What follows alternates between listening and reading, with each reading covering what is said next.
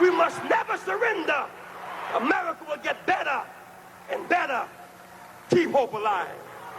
Keep hope alive. Keep hope alive on tomorrow night and beyond. Keep hope alive. I love you very much. Yes, the world today remembering civil rights icon Jesse Jackson, who passed away at the age of 84. President Trump reacting on Truth Social, writing, "The Reverend Jesse Jackson is dead at 84.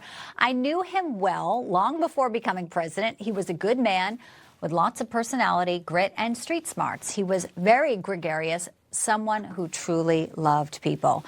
Let's continue the conversation to discuss the legacy of Jesse Jackson. I'm so pleased to bring in Pastor Jack Brewer. He's the chairman of the Jack Brewer Foundation, which does incredible work, a former NFL player, but Jack is also a federal civil rights commissioner. He serves on the U.S. Commission on the Social Status of Black Men and Boys.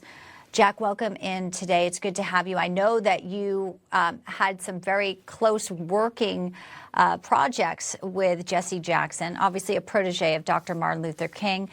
Talk to us about your work with him, what you think his legacy means for today and for future generations. I mean, he exemplifies service. You know, a man who, you know, politically I may not always agree with, but when you start to see what his life work entailed, he was always trying to fight for vulnerable people.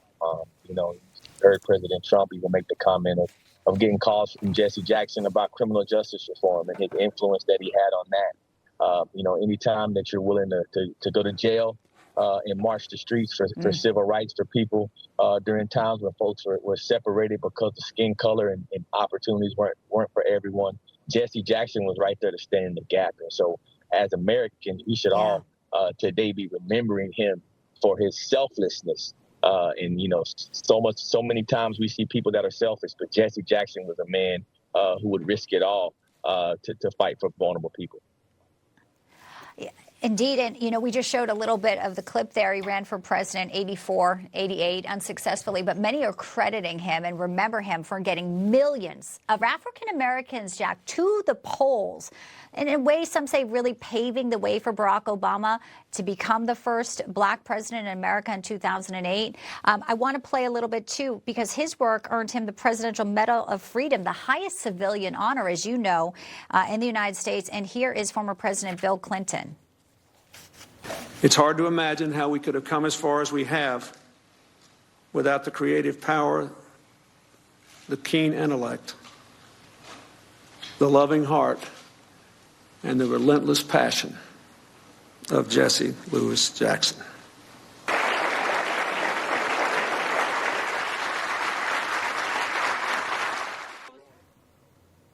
Jack, we mentioned you're on the federal civil rights commissioner there. Where would you like to see the movement, America's civil rights, go? Obviously, many strides under the legacy of Jesse Jackson we reflect on today. But the future, what does it look like, and what would you like to see it as? The future is remembering the roots, remembering where it came from, and the focus of civil rights. It's not just about identity. It wasn't about gender. It wasn't about an LGBTQ movement. Civil rights was about people who were judged because of their skin color, people who were hardworking, but most importantly, people who love this country. And I think we need to get back to that. We need to get back to the core issues that are really affecting our country, and it starts with fatherlessness. We have an epidemic on our hand, particularly when it comes to young black men. You know, I walk into prisons and jails and juveniles literally on a weekly basis.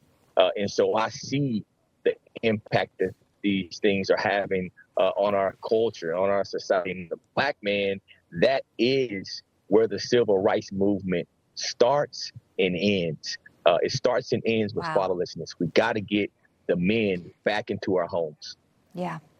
And you also, with the Jack Brewer Foundation, are doing so much incredible work. I hope people will find out how they can get involved as well, whether it be through fatherlessness programs or the work you're doing in jails in Haiti, around the world. Jack, very much appreciate your time today, as always, as we look back on the life of Jesse Jackson and your thoughts on his legacy. Thank you so much.